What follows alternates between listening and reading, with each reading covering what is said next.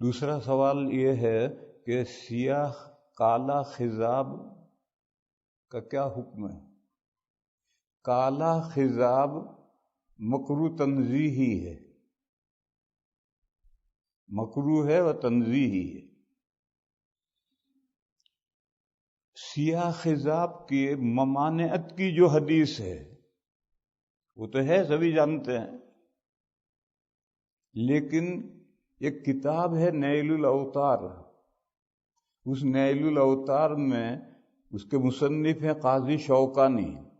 قاضی شوکانی نے پہلی جلد میں ہی سیاہ خضاب کا باب آیا ہے، وہاں کئی صحابہ کا تذکرہ کیا ہے کہ وہ کالا خضاب لگاتے تھے۔ حوالہ دے رہا ہوں میں، نیل الاوطار شوکانی رحمہ اللہ کی کتاب ہے، اور پہلے ہی جلد میں 8 جلدوں میں وہ کتاب ہے، پہلے ہی جلد میں باب آیا ہے اور کئی صحابہ کا ذکر کیا ہے کہ وہ کالا خضاب لگاتے تھے۔ تو ایک طرف حدیث ہے، ایک طرف صحابہ کا عمل ہے۔ اب سنو، اگر 2 حدیثوں میں تعارض ہو جائے تو حکم ہلکا پڑ جاتا ہے۔ ایسے ہی حدیث اور فعل صحابی میں تعارض ہو جائے تو ابھی حکم ہلکا پڑ جاتا ہے۔ اس کی میں مثال دوں، حدیث شریف میں فرمایا آگ میں مت جلاؤ دشمن کو۔ لڑائی میں دشمن سے بڑا غصہ ہے تو دشمن کو زندہ آگ میں جلا دیا، تو حدیث میں مانت ہے مت جلاؤ۔ اور حضرت علی کرم اللہ تعالی وجہہ جب خلیفہ تھے تو کچھ لوگ حضرت علی کو خدا ماننے لگے، وہ پکڑ کر سب لائے گئے۔ حضرت علی نے بہت سمجھایا کہ میں خدا نہیں ہوں، میں تو خدا کا معمولی بندہ ہوں، مگر نہیں مانا کہ آپ ہی خدا۔ تو حضرت علی کے حکم سے وہ سب آگ میں زندہ جلا دیے گئے۔ یہ واقعہ کوفہ میں پیش آیا ہے، اس کی خبر بصرے میں پہنچی حضرت ابن عباس رضی اللہ تعالیٰ عنہما کو، جو وہاں قاضی تھے، حضرت علی کی طرف سے وہاں قاضی تھے۔ تو حضرت ابن عباس نے تبصرہ کیا کہ اگر یہ مقدمہ میری کورٹ میں آتا تو میں ان کو قتل کرتا، آگ میں نہ جلاتا۔ حضور نے آگ میں جلانے سے منع کیا ہے، اس لیے میں آگ میں نہ جلاتا، ان کو قتل کرتا، کیونکہ حضور نے فرمایا کہ من بدل دینہ فاقتلوہ، جو مرتد ہو جائے اسے قتل کرو، تو میں قتل کرتا، آگ میں نہ جلاتا۔ یہ ابن عباس کا تبصرہ جب حضرت علی کو کوفے میں پہنچا تو حضرت علی نے فرمایا صدق ابن عباس، ابن عباس نے صحیح کہا۔ گویا حضرت علی بھی جانتے ہیں کہ حضور نے آگ میں جلانے سے منع کیا ہے، پھر حضرت علی نے جلایا تو اب مسئلہ ہلکا پڑ گیا۔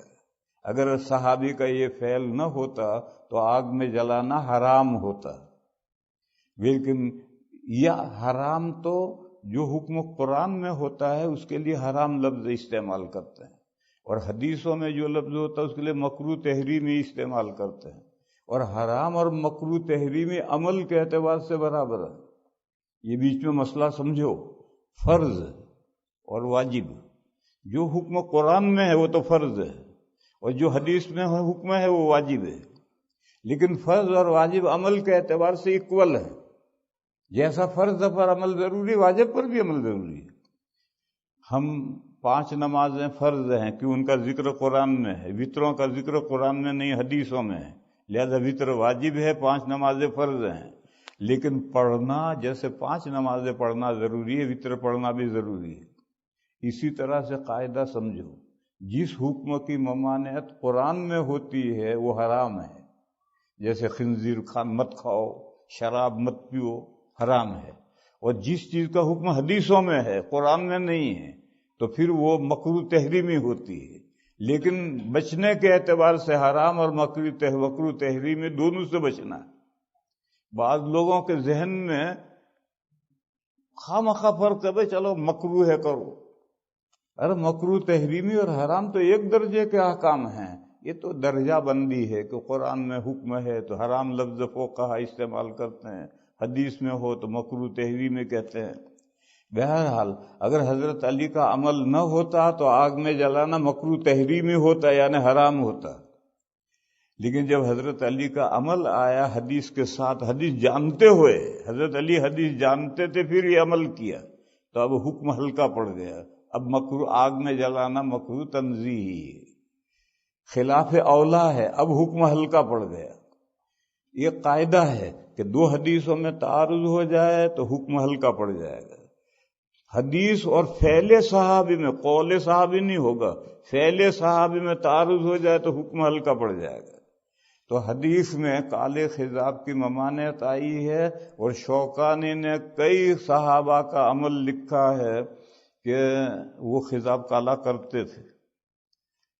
لہذا اب حکم ہلکا پڑ گیا، مکروہ یعنی مکروہ تنزیہی کے درجے میں آ گیا، مکروہ تحریمی سے نیچے آیا. مگر مفتیان کرام مکروہ تحریمی کہتے ہیں، اب تک وہ مکروہ تحریمی ہی کہتے ہیں. لیکن میں دوسری بات کہہ رہا ہوں کہ مکروہ تحریمی سے حکم نیچے آیا. جیسے آگ میں جلانا کسی بھی مخلوق کو آگ میں جلانا خلاف اولا ہے، مکروہ تنزیہی ہے. اسی طرح سے یہ بھی مکروہ تنزیہی ہے، اس لیے کہ صحابہ کا عمل اس کے مقابل اس کے خلاف ہے. وہ میں نے کہا کہ مفتیان کرام یہ کہتے ہیں کہ مکروہ تحریمی ہے، پھر وہ اس میں ایکسیپشن نکالتے ہیں کہ بیوی جوان ہو، خود بوڑھا ہے اور بیوی جوان ہے، یا جہاد میں جا رہا ہے، تو ان دو صورتوں میں کالے خضاب کی گنجائش ہے. یہ اس مکروہ تحریمی میں سے ایکسیپشن نکالا کہ ان دو صورتوں میں. لیکن ان دونوں صورتوں کا مصداق کیا ہے میں بتاؤں. دہلی میں میرے ایک دوست تھے حکیم مصباح الدین، ربانی کتب خانہ ان کا تھا، اور میں بھی بک پبلیشر ہوں، بک سیلر بھی ہوں، پبلیشر بھی ہوں، اور بہت بڑا میرا کاروبار ہے اللہ کے فضل سے. تو اب تو بچوں نے کاروبار سنبھال لیا، لیکن پہلے میں خود دہلی جاتا تھا، کتابیں چھپواتا تھا، لاتا تھا، بیچتا تھا، سب کام خود کرتا تھا. تو دہلی میں حکیم مصباح الدین صاحب ایک مسجد کے امام تھے اور مسجد کے مقام میں رہتے تھے. میں ان کے پاس جا کر ٹھہرتا تھا، اور دہلی کی پوری مارکیٹ انہوں نے مجھے سمجھائی، کہاں سے کاغذ خریدنا ہے، کس طرح خریدنا ہے، پریس کہاں ہے. تو میرے ان سے تعلقات تھے. میں ہمیشہ ان کے پاس جا کر ٹھہرتا تھا. مجھے کبھی شبہ بھی نہیں ہوا کہ ان کا کوئی سرکہ یا داڑھی کا بال سفید ہوا ہے، نہیں ہوا، بالکل جوان. زندگی آخر میں اٹیک ہو گیا، اب نہیں ہے دنیا میں، چلے گئے، اللہ ان کے درجات بلند کرے، مغفرت فرمائے. اٹیک آ گیا، ہاسپٹل میں داخل ہوئے. مجھے دیوبند معلوم ہوا تو میں عیادت کو گیا، تو سفید بال نکل آئے نیچے سے، سفید ہاسپٹل میں ہے، بال سفید نکل آئے. تو میں مذاق کرتا تھا پہلے بھی. میں نے ان سے کہا حکیم صاحب خضاب کیوں چھوڑ دیا؟ تو کہنے لگے بیوی کو پتہ چل گیا. گویا زندگی بھر کبھی انہوں نے بیوی کو محسوس نہیں ہونے دیا کہ ان کا کوئی بال سفید ہوا. یہ ہے مثال. اور بیوی کے سامنے برش لے کر گھس رہا ہے، تو بیوی نہیں جانتی کیا صورتحال ہے. ارے بیوی کو پتہ نہ چلے، اس طرح سے لگا تو ہے اس مسئلے پر عمل، اور بیوی کو پتہ ہے کہ بڈھا ہو گیا، اور بیوی کے پاس تو جوان ہے یا بڈھا ہے اس کے جاننے کے لیے ایک دوسرا تھرمامیٹر ہے، اس سے وہ فیصلہ کر لیتی ہے کہ جوان ہے یا بڈھا ہے. یہ خان صاحب قبل از وقت ریٹائرمنٹ مانگ رہے تھے. کوئی خان صاحب ہو تو ناراض مت ہوئی ہو. قبل از وقت ریٹائرمنٹ مانگ رہے تھے، باس نہیں دے رہا تھا. ایک دن انہوں نے سینہ کھول کر دکھایا تو سارا سفید ہو گیا تھا. اس کو رحم آ گیا اور اس نے ریٹائرمنٹ دے دی. خوش گھر آئے، بیوی سے کہا ریٹائرمنٹ مل گیا، اب بیٹھے بیٹھے کھائیں گے. تو بیوی نے پوچھا کیا ہوا؟ کہنے لگے میں نے سینہ کھول کر دکھایا تو اس کو رحم آ گیا اور اس نے ریٹائرمنٹ دے دیا. تو بیوی نے کہا ذرا اور نیچے کھول کر دکھا دیتے تو ڈیزیبلٹی کا وظیفہ بھی مل جاتا. لا الہ استغفر اللہ۔ دوسرا واقعہ سنو، یہ مولانا صاحب ہیں، اب وہ کراچی میں پڑھتا ہے، میں نام نہیں لیتا ان کا، کسی مسئلے سے نام نہیں لیتا، وہ پہلے دارالعلوم دیوبند میں مدرس تھے۔ ان کے پاس ایک مہمان آیا، وہ لے کر میرے پاس آئے، وہ روس کے ساتھ جب افغانستان کی جنگ چل رہی تھی اس وقت کا مجاہد تھا، جہاد کرتا تھا روس کے خلاف۔